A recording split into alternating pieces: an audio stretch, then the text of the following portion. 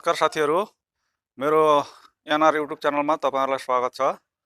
म आज तपाईहरुलाई एउटा यस्तो जानकारी दिन गइरहेको छु कि पोकलेन एक्सकाभेटरको तपाईको एक्सकाभेटरको हुन्डाई एक्सकाभेटर 210 को चाहिँ अटो आइडल सेन्सर चाहिँ कहाँनेरि हुन्छ र त्यसले के काम गर्छ भन्ने बारेमा म तपाईहरुलाई एउटा सानो भिडियो क्लिप लिएर आएको छु। लेफ्ट साइडको लिभरले चाहिँ आराम र स्विमिङ को काम गर्छ अनि यो राइट साइड को लिभरले बुम र बकेट को अनि यो ट्राभलिङ लिभर भइहाल्यो।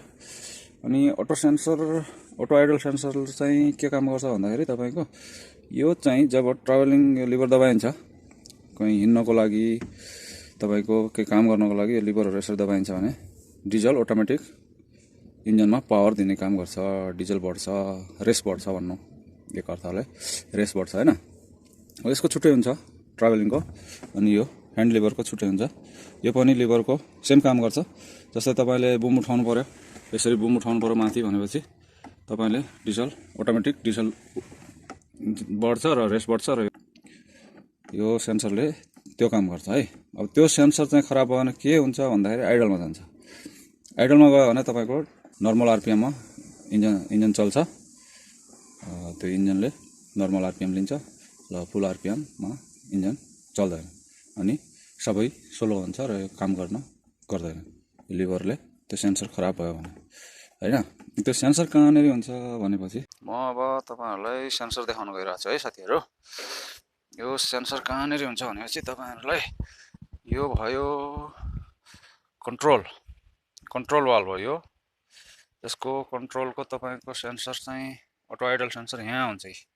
यो करेन्ट सप्लाई भयो भने यसले काम गर्छ। यसमा प्रेसर आउँछ एउटा यहाँ तल छ तपाईको यता यहाँनेरि उयो सेतो र कालो भएको उ त्यहाँ यसले पनि सेम काम गर्छ। एउटा लिभरको हो भने एउटा ट्राभलिङको हो, दुईटाले सेम काम गर्छ।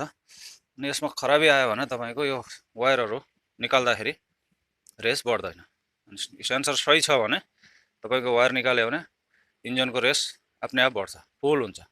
अनि यो सेन्सर लगाइदियो भने फेरि नर्मलमा आउँछ। यो भइहाल्यो तपाईहरुलाई यो सेन्सरको जानकारी हैन। सेन्सर खराब भयो भने तपाईको यो बदल्नु पर्छ नयाँ हैन। सेन्सर खराब छ छैन कसरी चेक गर्ने भन्दाखेरि यस वायर निकालेपछि तपाईको इन्जिनको रेस बढ्यो भने सेन्सर ठीक छ। वायर निकाल्दाखेरि इन्जिनको रेस बढेन भने चाहिँ सेन्सर खराब छ हैन।